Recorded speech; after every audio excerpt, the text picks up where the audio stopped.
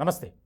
Ongole parliament నియోజకవర్గ అభ్యర్థి వైఎస్ఆర్సీపీ నుంచి బరిలో ఉన్నటువంటి చెవిరెడ్డి భాస్కర్ రెడ్డి ఆయన వ్యవహారం శైలిపై విమర్శలు వెల్లువెత్తుతున్నాయి. ప్రధానంగా ఒక అధికారిపై ఆయన తీవ్ర స్థాయిలో వ్యాఖ్యలు చేయటమే కాకుండా ఒక రకంగా చెప్పాలంటే వార్నింగ్ ఇచ్చారు.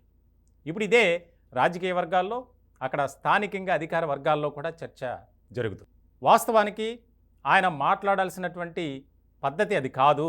ఒక అధికారి పట్ల అధికార పార్టీలో ఒక బాధ్యత కలిగినటువంటి వ్యక్తిగా ఆయన ఇలాంటి పనులు చేస్తారా అనేది సర్వత్రా ఒక రకమైనటువంటి విమర్శలు వినిపిస్తున్నాయి.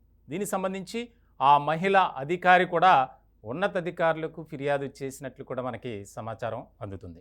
ముఖ్యంగా ఎర్రగొండపాలెం నియోజకవర్గానికి సంబంధించి వైసీపీ అభ్యర్థి ఆయన చంద్రశేఖర్ నామినేషన్ దాఖలు సందర్భంగా ఈ ఘటన జరిగింది. వాస్తవానికి ఎన్నికల కోడ్ అమల్లో ఉన్నటువంటి సందర్భంలో ఆ ఎర్రగొండపాలెం నియోజకవర్గ వైసీపీ అభ్యర్థి చంద్రశేఖర్ ఆయన కొన్ని అసభ్యకరమైనటువంటి వ్యాఖ్యలు చేయటం, అలాగే ఏదైతే ఎన్నికల నియమావళి ఉందో దానికి విరుద్ధంగా ప్రవర్తించారు అనే దాని మీద ఇప్పటి వరకు 3 కేసులు నమోదైనవి. ఇలాంటి సందర్భంలో ఆయన నామినేషన్ కార్యక్రమానికి ఒంగోలు పార్లమెంట్ అభ్యర్థిగా ఉన్నటువంటి చెవిరెడ్డి కూడా వెళ్ళారు. ఇలాంటి సందర్భంలో అక్కడ రిటర్నింగ్ అధికారిగా ఉన్నటువంటి శ్రీలేఖ ఆమెతో చాలా దుర్భాషలాడుతూ వార్నింగ్ ఇచ్చినటువంటి సందర్భం ఇప్పుడు సర్వత్రా ఒక చర్చనీయాంశమైంది. ఒక అధికార పార్టీలో ఉన్నటువంటి వ్యక్తి ఈ రకంగా మాట్లాడటం ఏంటి?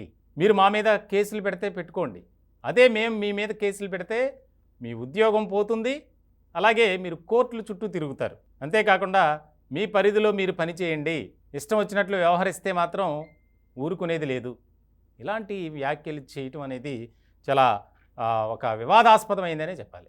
గతంలో కూడా ఆయన ప్రాతినిధ్యం వహించేటువంటి నియోజకవర్గంలో చెవిరెడ్డి ఇలాగే బిహేవ్ చేశారు. అక్కడ స్థానికంగా పోలీస్ కేసు కూడా అయింది. ఇలాంటి సందర్భంలో ఆయన వ్యవహార శైలిపై అధికారులు కూడా మండిపడుతున్నారు. ఒక మహిళా అధికారి ఆమె పరిధిలో ఆమె చేసుకుంది.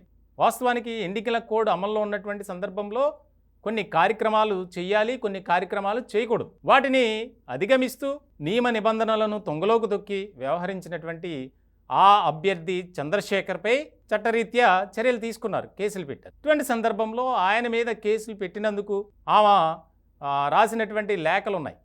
ఏంటంటే అతని మీద కేసులు పెట్టండి, ఇలాంటి క్రమశిక్షణ చర్యల్లో భాగంగా ఎన్నికల నియమావళిని ఉల్లంఘించారు అనే దాని మీద ఒక క్లియర్ కట్ రిపోర్ట్ ఇచ్చారు ఉన్నతాధికారులకు.